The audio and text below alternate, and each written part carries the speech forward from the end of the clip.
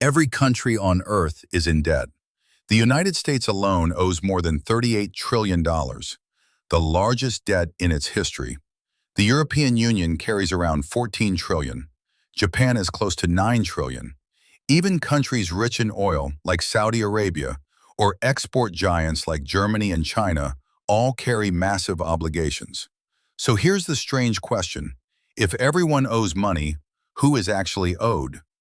This is where finance stops being simple economics and turns into history, a story where money, power, and politics are tightly intertwined, and almost nothing works the way we imagine. Debt isn't just a problem governments struggle with, it's the framework holding the modern world together. Behind every war, every crisis, every economic boom or collapse lies an invisible structure built on promises. I owe us connecting nations, banks, and ordinary people. And if you follow those promises long enough, you begin to notice something unsettling. The world doesn't really owe money to a single creditor. In many ways, it owes money to itself. But that doesn't mean everyone wins equally.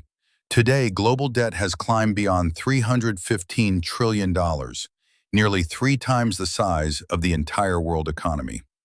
To understand how we arrived here, we have to travel back centuries, long before credit cards or digital payments existed. The idea of national debt was born during war. In 1694, England was fighting France and running out of gold. Desperate for funding, the crown turned to merchants and wealthy investors.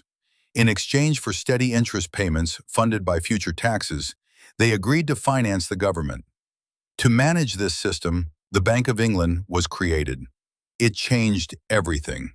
For the first time, a government could spend money it didn't yet possess. Investors in return received something powerful, a government promise that could be bought, sold, and traded. That promise became the government bond, the foundation of modern finance. Other nations quickly followed. France adopted the model. The Netherlands refined it. The newly formed United States used debt to finance its revolution and later its expansion across a continent. Debt stopped being a sign of weakness. It became a sign of credibility. The ability to borrow became the ability to lead. Empires once conquered land to collect gold. Now they issued bonds to collect interest. The battlefield slowly moved from the front lines to financial ledgers. 3 centuries later, debt has become the world's most widespread export. The United States owes trillions. Japan owes trillions. And globally, borrowing grows by roughly $1 trillion every 100 days. Every country borrows, every bank lends, and every citizen, through taxes, savings, or pensions, becomes both debtor and creditor at the same time. So who holds the other end of the rope? Let's start with the United States because its debt isn't only national, it's global. Roughly half of America's debt is held by investors rather than government agencies. Most of those investors are actually American institutions, banks, pension funds, insurance companies, mutual funds, and even the Federal Reserve. Only about 1/3 is owned abroad, with Japan, China, and several European financial centers among the largest holders. So when people say America owes everything to China, that's only a small piece of the story. In reality, much of America's debt is owed to Americans themselves. The government issues bonds. Financial institutions buy them. The Federal Reserve sometimes purchases them back, creating new money in the process. Taxes fund interest payments, which then flow into retirement accounts and investment funds. It's a circular system, almost like looking into a mirror. And this pattern exists everywhere. Countries lend to each other through global institutions. Developing nations store reserves in advanced economies. Capital flows in endless loops of borrowing and lending. It's like a global poker table where every player borrowed chips from the next, and the game only works as long as nobody walks away. Behind this system stands another powerful force: financial markets. Pension funds, hedge funds, sovereign wealth funds, and central banks manage tens of trillions of dollars. They decide which countries can borrow cheaply and which must pay dearly to survive. When confidence disappears, currencies fall, governments struggle, and entire economies can change overnight. Elections may choose leaders, but markets decide stability. At the center of it all are central banks, the architects of modern money. They don't just manage debt, they create the conditions for it. Whenever a central bank buys government bonds, it creates new money in exchange. One institution's liability becomes another's asset. That means every dollar in circulation represents debt somewhere in the system. There is no such thing as debt-free money. For decades, this system has worked because of one thing: trust. As long as investors believe governments can continue paying interest, even if the principal is never fully repaid, the system keeps moving. But when trust breaks, the consequences are immediate. We saw it in Greece in 2010. Rising debt triggered panic, borrowing costs exploded, and international institutions stepped in with rescue packages that came at the cost of austerity and unemployment.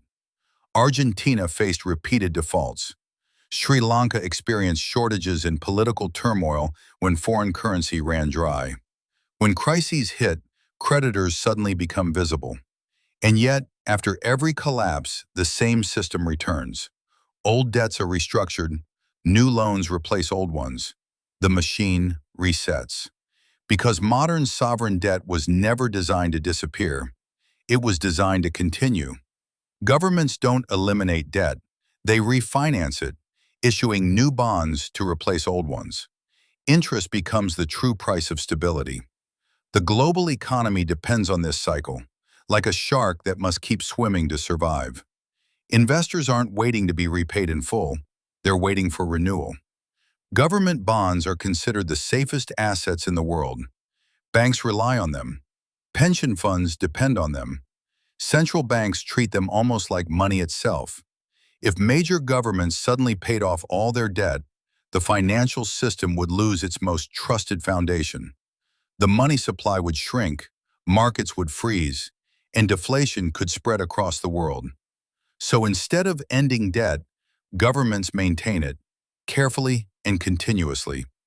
Debt becomes the heartbeat of modern capitalism, which is why political promises about completely eliminating national debt often misunderstand the system. The goal isn't zero debt. The goal is sustainable debt. Because once confidence disappears, numbers no longer matter. Interest rates rise, borrowing stops, and economies slow dramatically. The real secret of sovereign debt is simple. The system doesn't require repayment. It requires belief. As long as people trust the promises, the system survives. But trust and benefit are not shared equally.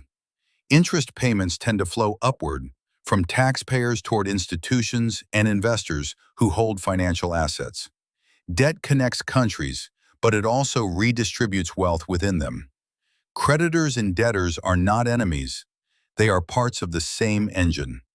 The danger appears when the engine runs out of fuel, when new borrowing can no longer support old promises. At that moment, the question, "Who is the creditor?" stops being theoretical, because the answer is uncomfortable. It isn't one country, it isn't one institution, it's all of us together. Modern finance turned debt into money itself. Governments issue it, banks expand it, investors trade it, citizens live inside it. The line between debtor and creditor has almost disappeared. Debt once meant bondage. Today, it means balance. But if confidence ever breaks, we may rediscover what debt truly is: a promise that cannot last forever. If this changed how you see the world, consider subscribing. History always leaves clues, and together, we'll keep looking for them.